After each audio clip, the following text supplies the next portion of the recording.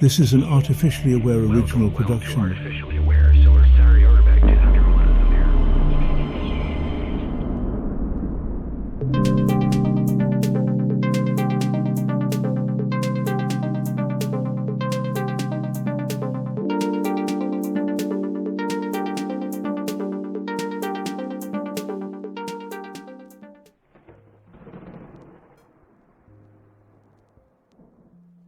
Imagine just for a second that everything around you, your favorite mug, the strange yet comforting taste of coffee, your cat glaring at you as if it knows some unspeakable truth, isn't actually real.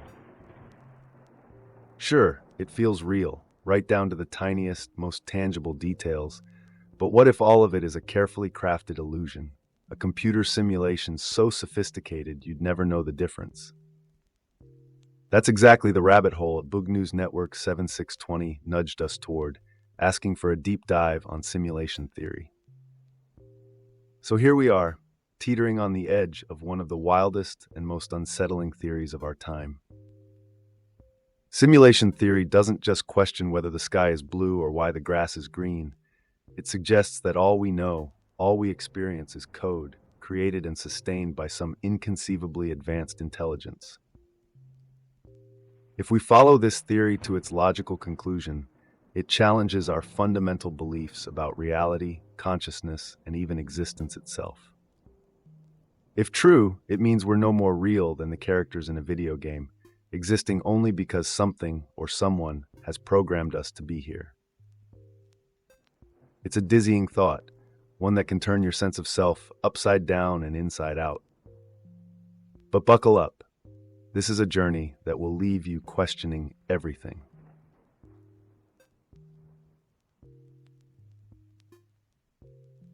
Now, let's rewind a bit and look at where this all began.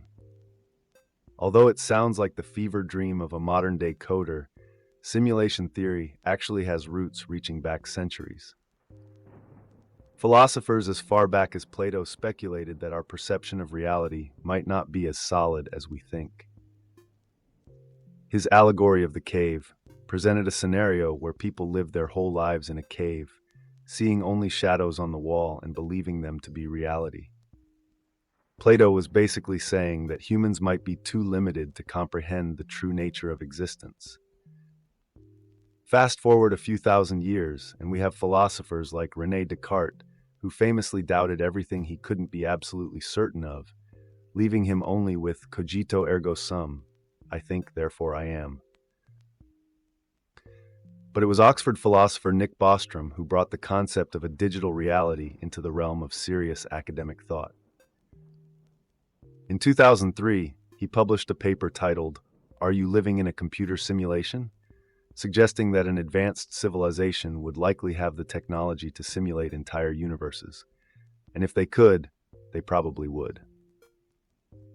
Given that possibility, Bostrom argued, it's statistically more likely that we're in one of these simulations than in base reality. In short, if technologically advanced civilizations run simulations, there's a good chance we're living in one. Just imagine, the implications are staggering, and Bostrom's paper kick-started an intellectual wildfire.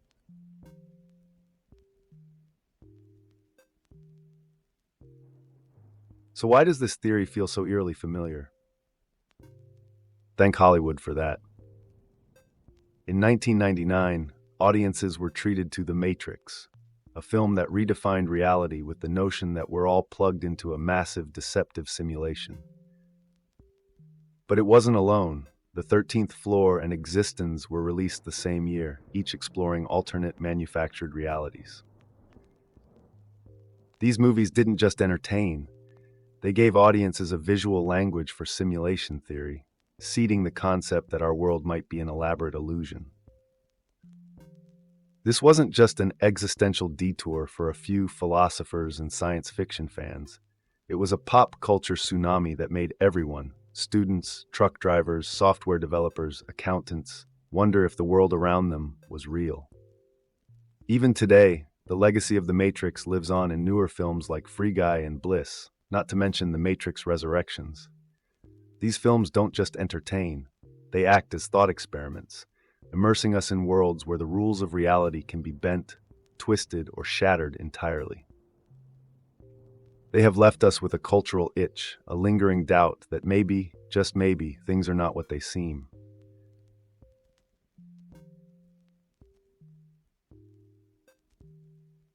What happens when you mix simulation theory with quantum mechanics? You get a cosmic riddle that could make even the most unshakable skeptic sit up and pay attention. Quantum physics, the science of the minuscule, operates in a realm so bizarre it defies logic as we know it. Take quantum foam, for instance, which is thought to be the seething, chaotic stuff that makes up the fabric of space-time itself.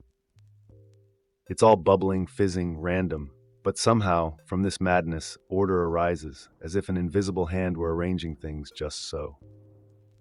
Then, there's entanglement, where particles separated by vast distances somehow mirror each other's behavior instantaneously, defying the speed limit of light. Albert Einstein famously called this phenomenon spooky action at a distance. These aren't just quirks of nature, they're hints at a reality that doesn't play by the rules we understand. Some theorists argue that these phenomena could be the equivalent of glitches in a simulation. They suggest that quantum behaviors might actually be a form of code, functioning like subroutines in a cosmic program. And when you think of it that way, every moment of existence becomes a little more suspicious, as if we're all existing on borrowed electrons, doing our daily routines on borrowed time.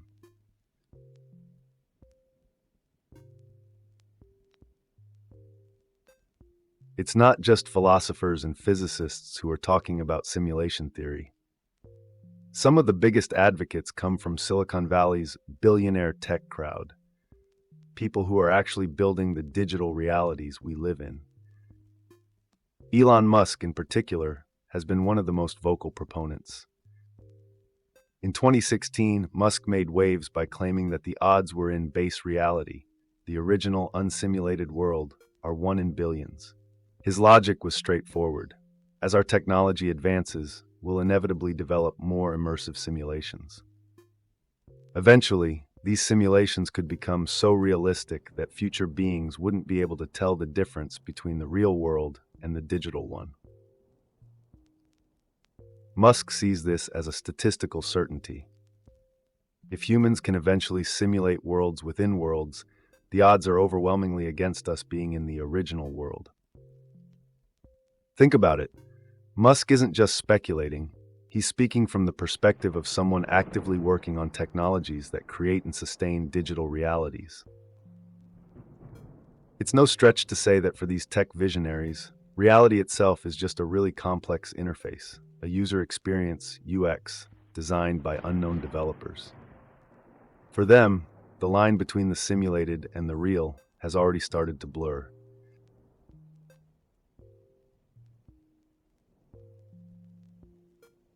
For all the thrill and wonder simulation theory offers, there's a vocal group that won't buy into it for a second: the scientists. While you might expect the world's leading physicists to at least entertain the idea, many of them regard it as a sci-fi fever dream dressed up in philosophical language. Why?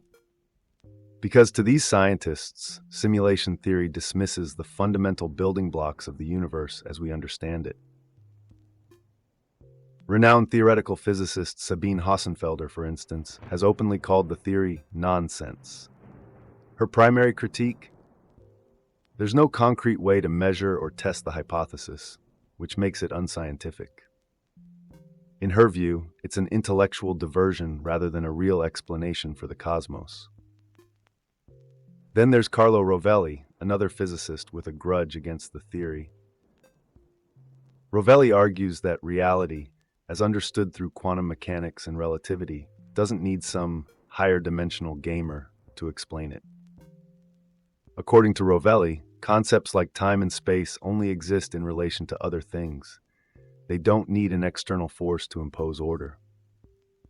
Essentially, he argues, we might be mistaking our lack of understanding for signs of a simulation.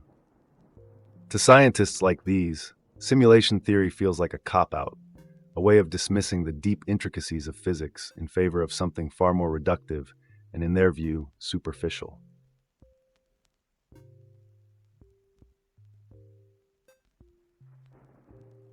But let's shift gears and look at a perspective that aims to bridge the gap between science and simulation theory. David Chalmers and his argument for what he calls simulation realism. Chalmers, a philosopher known for his work on consciousness, believes that a simulated world would still qualify as real. This may sound contradictory, but Chalmers argues that if our experiences, feelings, and perceptions are genuine to us, then reality is a matter of subjective experience, not material truth. His recent book, Reality Plus, presents a nuanced take on simulation theory, one that doesn't trivialize it as a gimmick or a mind game, but rather embraces it as a serious possibility with real implications. According to Chalmers, the experiences we have in a simulation would still be valid with all the psychological weight and emotional texture of real experiences. In other words, if this world is a simulation, it doesn't lessen its importance. We still feel love, pain, fear, and joy, and those feelings are as real as anything. Chalmers challenges the notion that reality must be based on a solid objective truth, and instead suggests that reality is whatever we experience. So whether you're a biological entity or a line of code, if you're sentient, your reality has meaning. This perspective offers a kind of existential permission slip, suggesting that even if we are in a simulation, our lives and choices still hold value.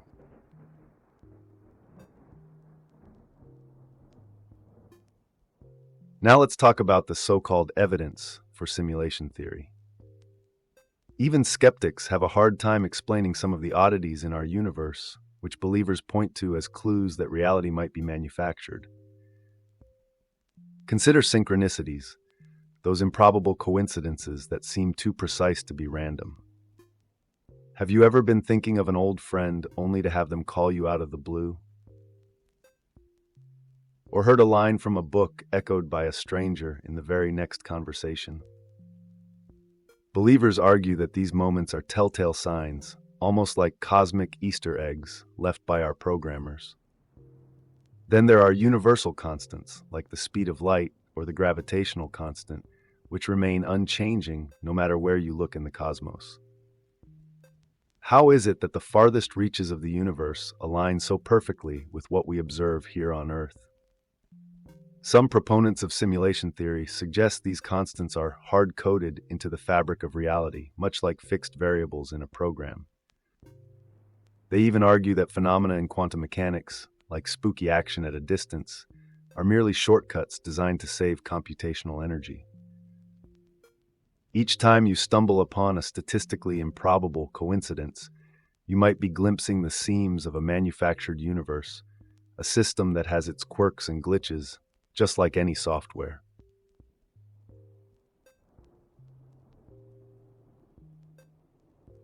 It's impossible to discuss simulation theory without touching on its theological undertones.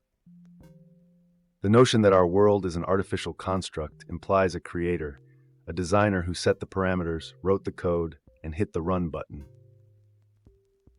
For some, simulation theory offers a secular route back to the idea of God, reframing traditional religious concepts in a way that fits our technological age. Instead of imagining a bearded man in the sky, simulation theory suggests a kind of programmer God, an intelligence that might not be all-powerful or all-knowing but still holds an omniscient position relative to us. This concept has fascinated thinkers like David Chalmers, who notes that simulation theory could represent a new form of theism, one that reconciles ancient ideas of creation with modern digital language. This simulated deity might not have created us out of love or a desire for worship, but out of curiosity, or perhaps even amusement. Is it comforting to think of a creator who watches us from above, or terrifying? After all, if there's a designer, there's also the possibility they could get bored or lose interest, leaving us in an abandoned digital wasteland. For some, simulation theory is an invitation to find new meaning in spirituality, For others, it's a glimpse into the possibility of a cruel, indifferent creator who could pull the plug at any moment.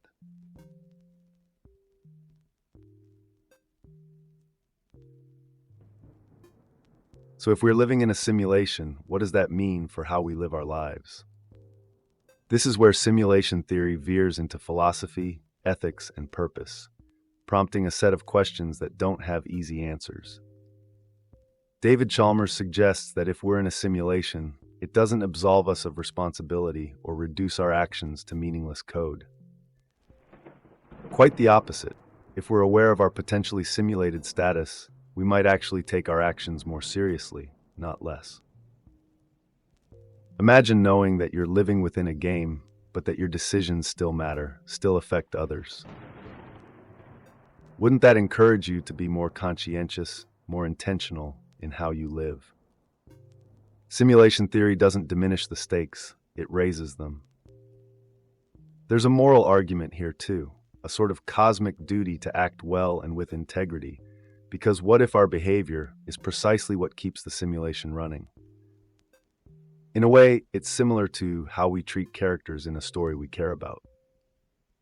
We want them to grow, to evolve, to overcome challenges, not because they're real, but because their journeys resonate with us.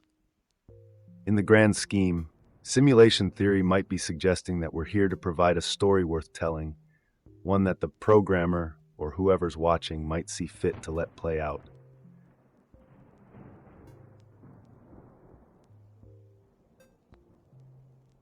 If we truly are living in a simulation, does that diminish or deepen our sense of purpose?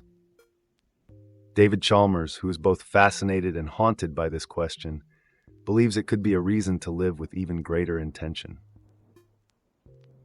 Think of it like being in a performance, knowing there's an audience out there, maybe a programmer, maybe a distant intelligence, or maybe even just a cosmic witness.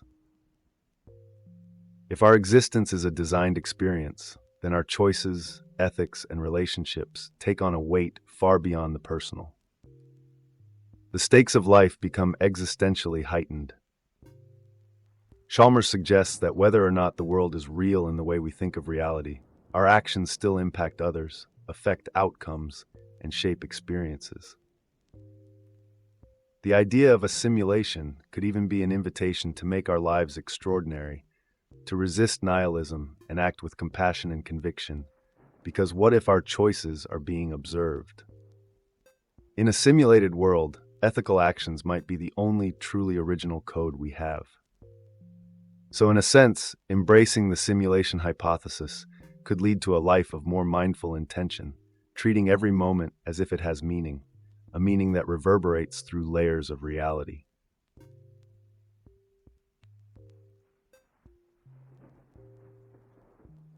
Of course, this all sounds pretty lofty until someone takes it too far. Real-world consequences of simulation beliefs can be tragic, and we've seen disturbing cases where individuals embrace simulation theory to extreme degrees. Consider the young men profiled in the documentary, A Glitch in the Matrix, who believed their world was so unreal that they committed acts of violence, detached from empathy by their belief in an artificial reality. For them, the theory wasn't a thought experiment, but an excuse to ignore the inherent value of other people's lives. Psychologists have warned that simulation theory, if misunderstood or taken too literally, can fuel dissociative disorders, leading people to question their own reality to the point of psychological fracture. On a societal level, the theory can disrupt the norms that hold communities together. If enough people believe they're living in a game or a scripted reality, what's to stop them from discarding moral obligations altogether? While most people approach simulation theory with curiosity and philosophical intrigue, the darker consequences serve as a reminder. Every powerful idea has its shadow. If we are in a simulation, it's still crucial to take responsibility for our actions, because if nothing else, the consequences are as real as they get.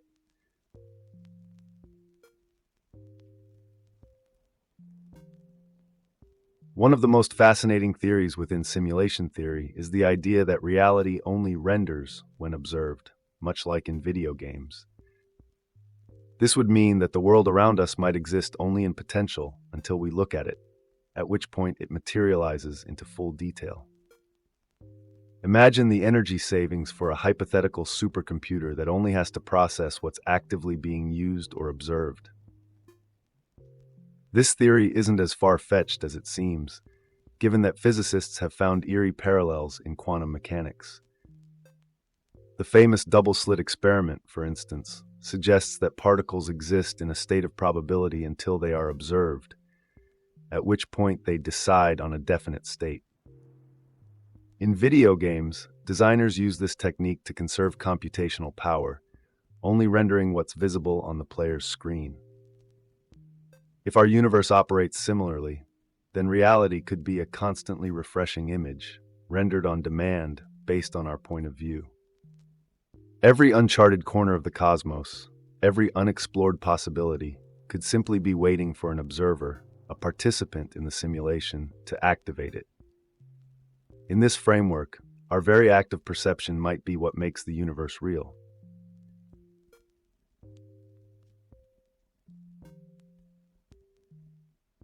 And then there are the glitches in the matrix, those inexplicable, out-of-place experiences that seem to defy the laws of logic. People often describe strange coincidences, such as meeting the same stranger multiple times in unrelated locations, or experiencing moments of déjà vu so intense they feel they've lived the scene before. Some believers argue that these phenomena are evidence of a simulated reality, where minor malfunctions in the code reveal themselves briefly before the system corrects.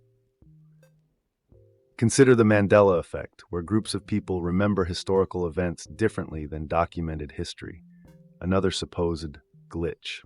Some scientists dismiss these events as cognitive biases or random coincidences, but to simulation theory proponents, these moments hint at an underlying artificiality. Why does déjà vu happen? Why do we feel like we've met certain people before, even when it's statistically improbable? If our reality is coded, these glitches might just be bugs, minor oversights in the programming. Viewers, this is where you come in. If you've ever had an experience that felt like a glitch, drop it in the comments. These stories, real or not, make us wonder if reality's seams are showing, even just a little.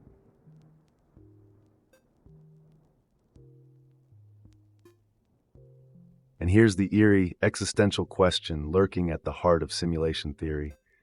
What if the simulation ends?